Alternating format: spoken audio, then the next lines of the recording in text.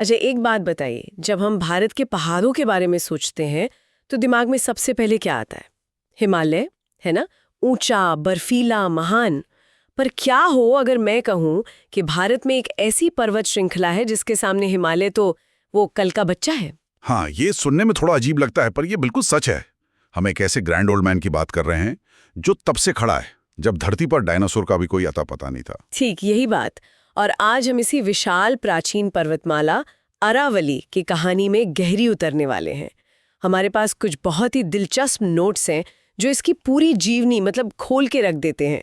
हमारा मिशन सिर्फ इसके भूगोल को रटना नहीं है, बल्कि ये समझना है कि कैसे इस एक पर्वत ने करोड़ों सालों से राजस्थान की और कह सकते हैं कि पूरे उत्तर भारत की किस्मत लिखी है। बिल्कुल, ये सिर्फ पत्थरों का एक सिलसिला नहीं है, ये तो एक तरह से टाइम मशीन है।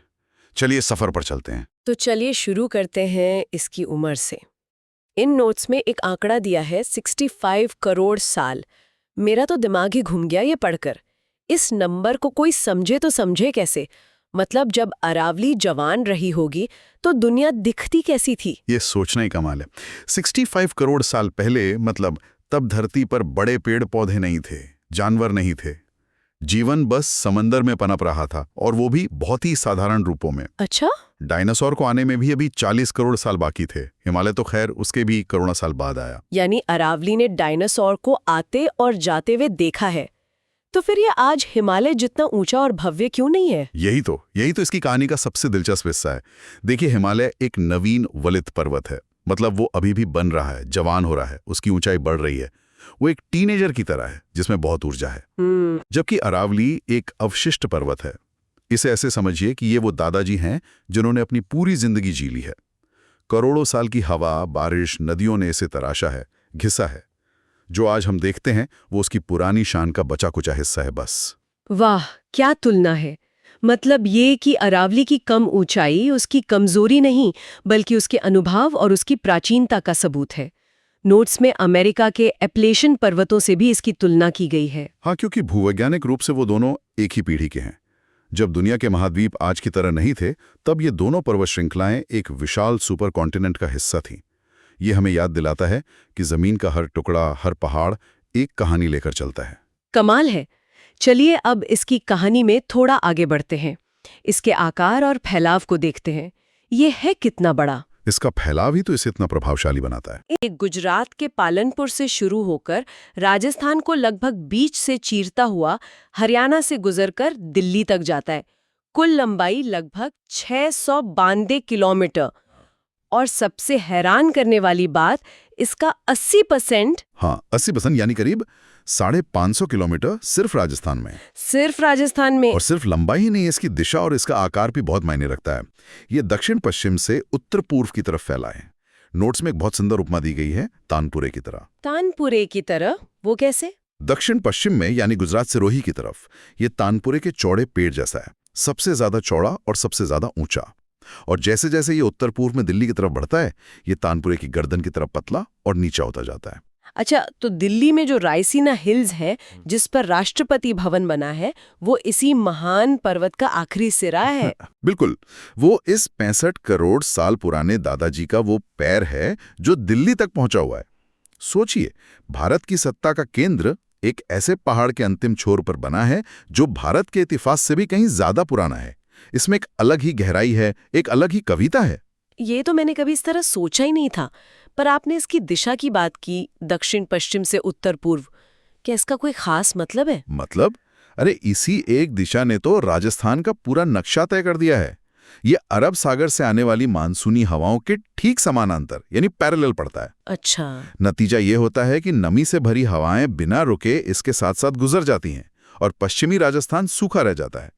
अगर इसकी दिशा जरा भी अलग होती तो शायद आज थार का रेगिस्तान होता ही नहीं। का है। ये तो कमाल की बात है। अब ये इतना विशाल और फैला हुआ है तो इसे समझना थोड़ा मुश्किल लगता है। मैंने देखा कि नोट्स इसे 3 हिस्सों में बांटकर समझाते हैं। ये मंटवारा हमारी क्या मदद करता है? ये मंटवारा हमें इस विशाल पर्वत के अलग अलग चेहरों को, इसके अलग अलग किरदारों को समझने में मदद करता है।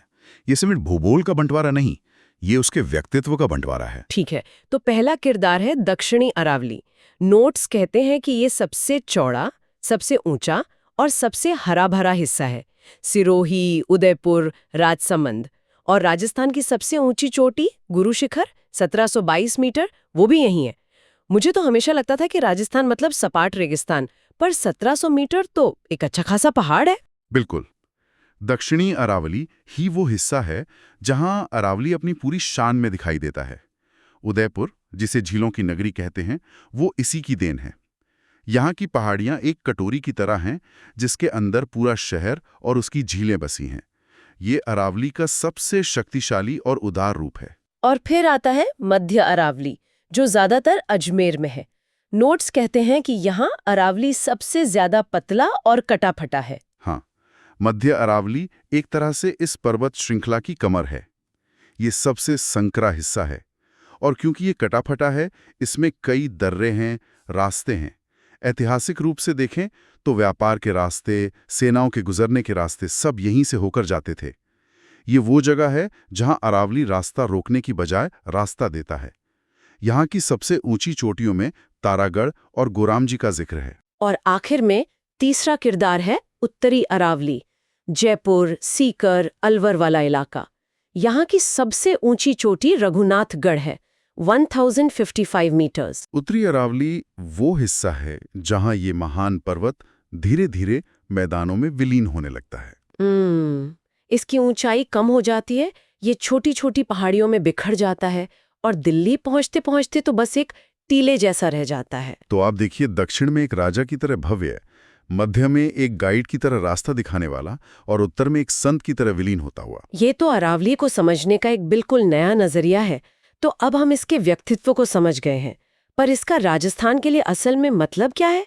इसे राजस्थान की जीवन रेखा क्यों कहते हैं? नोट्स में कुछ बहुत ठोस कारण दिए हैं। पहला है महान जल विभाजक। ये सुनने में बहुत भारी भरकम लगता है, इसका आसान मतलब क्या है? इसका बहुत सीधा और गहरा मतलब है। अरावली एक दीवार की तरह खड़ा है जो पानी के बहाव की दिशा तय करता है। इससे निकलने वाली नदियां जो पूर्व की तरफ बहती हैं, जैसे बनास, वो अपना पानी बंगाल की खाड़ी तक ले जाती हैं। अच्छा। और जो पश्चिम की तरफ बहती हैं, जैसे लूनी, वो अरब सागर की तरफ जाती हैं या कच्छ के रण में खो जाती हैं। मतलब ये एक ट्रैफिक पुलिसमैन की तरह है जो तय करता है कि पानी की कौन सी बूंद किस समुंदर तक का सफर तय करेगी।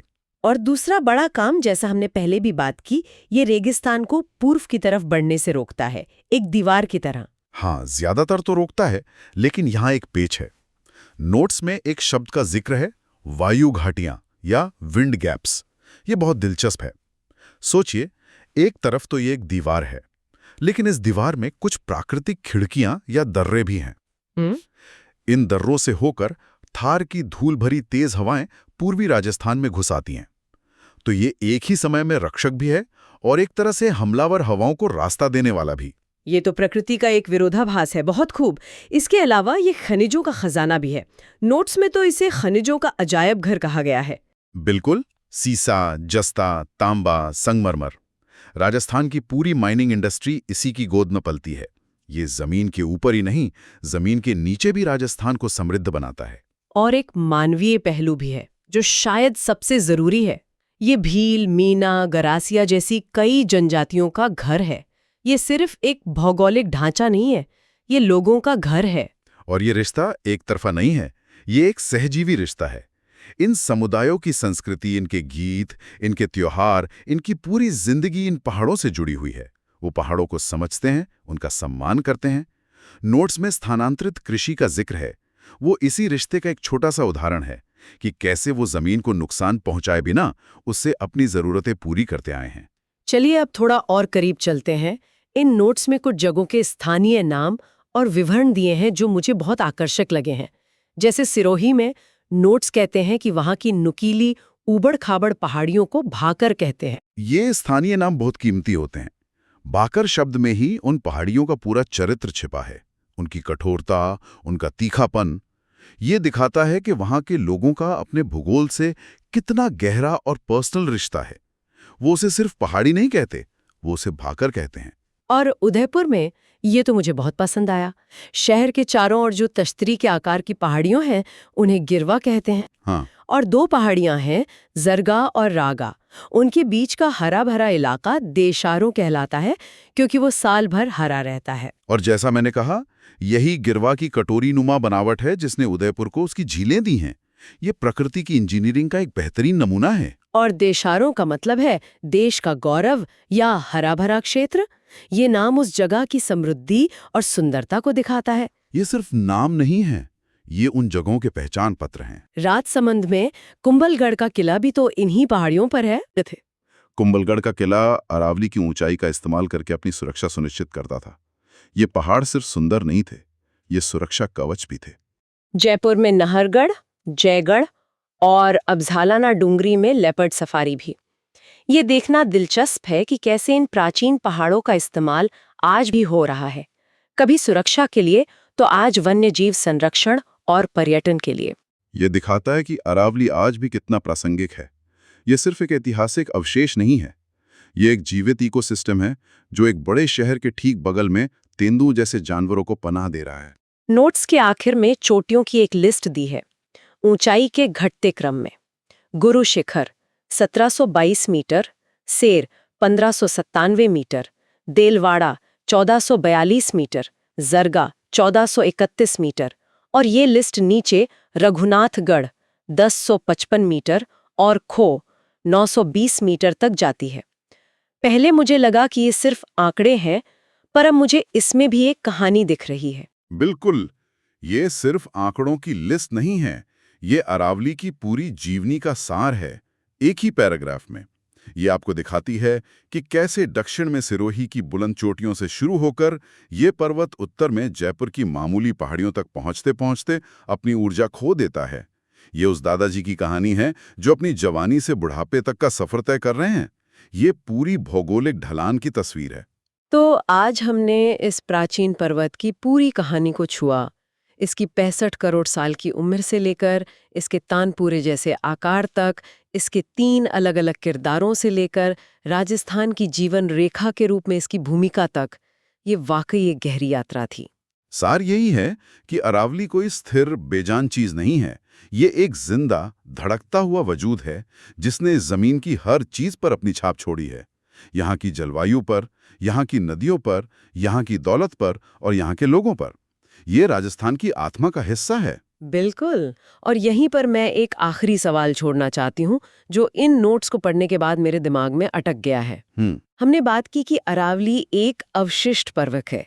करोड़ों सालों से प्रकृति, हवा और पानी इसे धीरे धीरे बहुत प्यार से तराश रही है।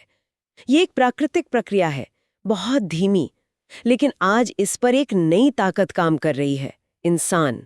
अवैध खनन, अंधाधुंध कटाई, शहरीकरण, ये सब भी इसे घिस रहे हैं, लेकिन बहुत तेजी से और बहुत बेदर्दी से। सही कहा। तो सोचने वाली बात यह है कि जिस पर्वत को भूवैज्ञानिक समय के करोड़ों साल खत्म नहीं कर पाए, क्या उसे मानवीय समय के कुछ दशक खत्म कर देंगे?